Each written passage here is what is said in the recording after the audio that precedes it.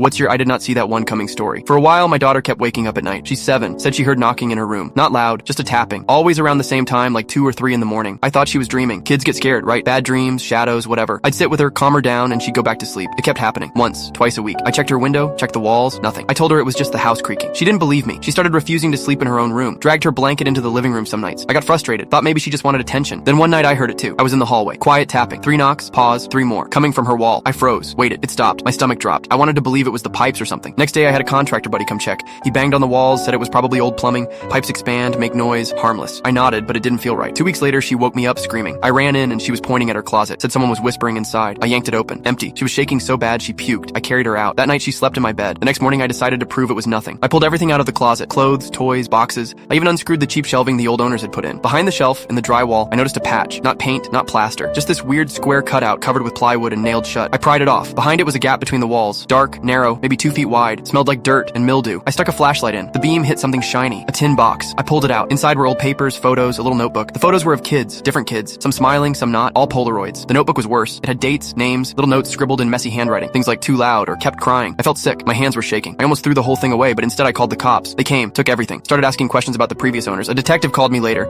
Said the house used to belong to a man who ran a boarding service back in the 90s. He took in foster kids. There'd been rumors he hurt them, but nothing stuck. They said the photos matched missing kids reports. The notebook had details only investigators would know. The detective told me to sit down for what came next. They'd send a team to check the crawl space under the house, right beneath my daughter's room.